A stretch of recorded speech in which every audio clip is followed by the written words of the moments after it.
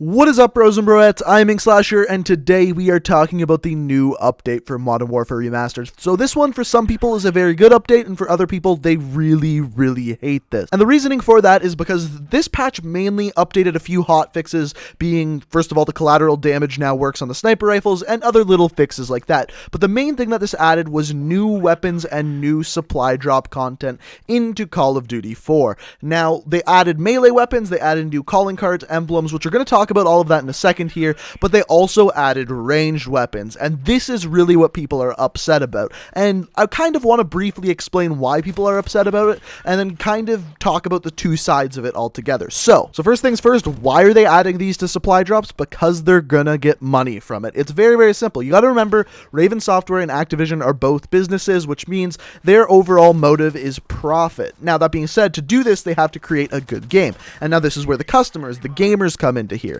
And this is where people are complaining. So when Modern Warfare Remastered was advertised, it was exactly that, a remastered game of Call of Duty 4. And this is where things get a little bit iffy, because as soon as they implement new weapons, it's going to change the way the game is actually played. No matter how well balanced these weapons are, it's no longer going to have that original Call of Duty 4 feeling to it. And this is where people start to have problems with this. Honestly, it's the same idea of something called Theseus's ship. And if you don't know what this is, it's a paradox. And the theory goes like this. Basically, there's a guy named Theseus, and he has this ship. Now, this ship is getting old, and they need to fix up the ship.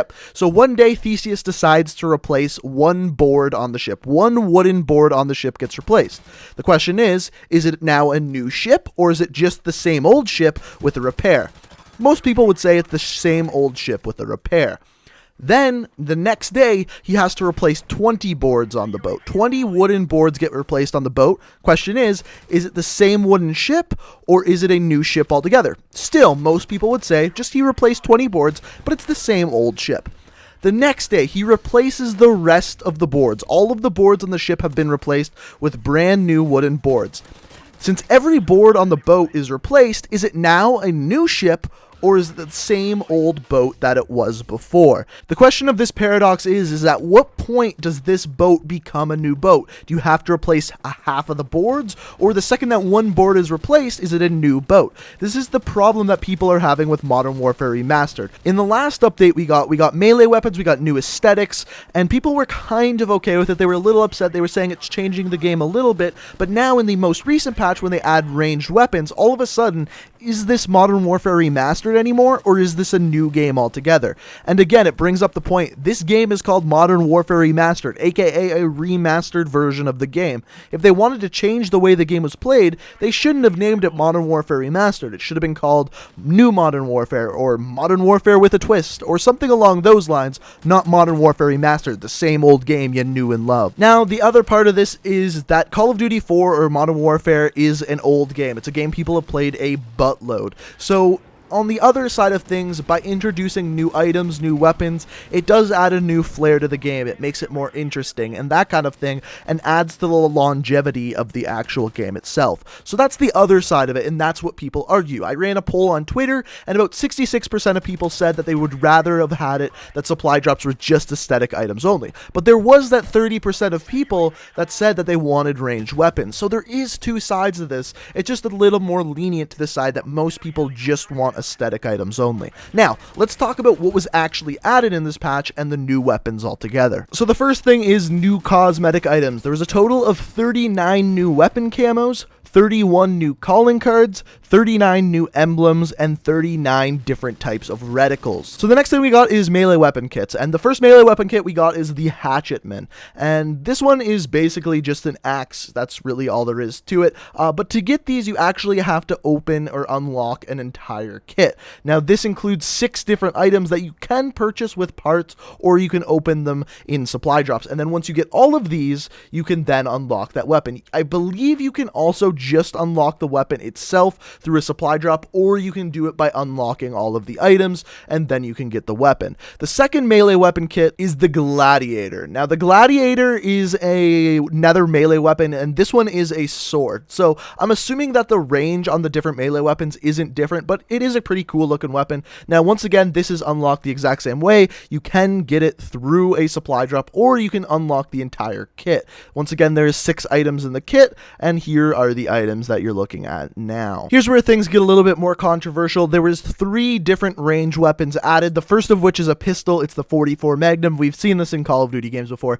The description of this one is, this is a classic 44 Magnum 6-round revolver, featuring a stylized military grip and a signature long barrel. Now, I don't have any of the weapon stats for these weapons as of right now, but I'm assuming the stats for the 44 Magnum will be very, very similar to the Deagle that's already in the game. So the next weapon we got here is the XM-LAR, and basically this one's a fully automatic assault rifle. As far as the stats go, it has very good range and a slower fire rate. Assumably, from just looking at the in-game stats of this weapon, it really reminds me of the stats of the Man of War from Call of Duty Black Ops 3. And once again, you unlock this weapon in the exact same way by unlocking the 6 items in the weapon kit, or you can get lucky and get it through a supply drop. The final weapon we got here is, to me, by far the most interesting. It's called the Kamchatka-12. I think I got that name right. But the reason why I find this one interesting is because if we go in and look at the weapon kit, the first item that you actually have to unlock in the weapon kit is the epic item, and it is actually a melee weapon in itself called the sickle.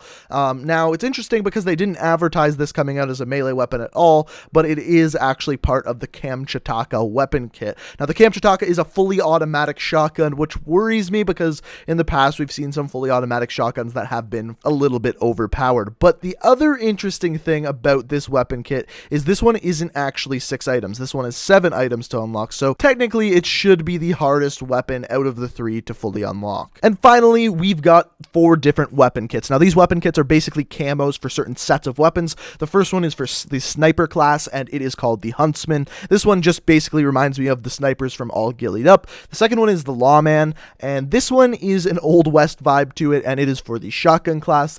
The third one is called Battle Scarred. This one's just basically completely ripping off CSGO, and it is for SMGs. And finally, the Caesar. Now, the Caesar weapon kit, the definition of it is provides the look of pure gold to LMGs, and basically it's just a gold camo. Now, the question I got for you guys is, what do you think of this update? Did the ranged weapons take it too far? Is it now no longer Modern Warfare Remastered? Should it be called New Modern Warfare? Let me know down in the comment section below what you think. If you'd like me to make a future video talking about that, talking about the different implications of them adding ranged weapons, maybe we can go a little bit more into Theseus' ship, a little bit more into that theory and how that relates to Modern Warfare Remastered. If you would like to see that, let me know down in the comments, but more specifically, leave a like rating. The more like ratings this video gets, the more likely I am to make that video. Let's say if this video gets over 1,000 likes, we will make that video. So let me know down in the comments. Let me know what you think of this update down in the comments.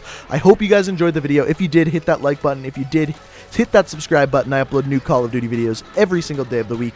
And also, you can check out my Twitch, Twitter, all of that crap down in the description. But thank you guys so much for watching. I hope you enjoyed it. And until next time, peace out.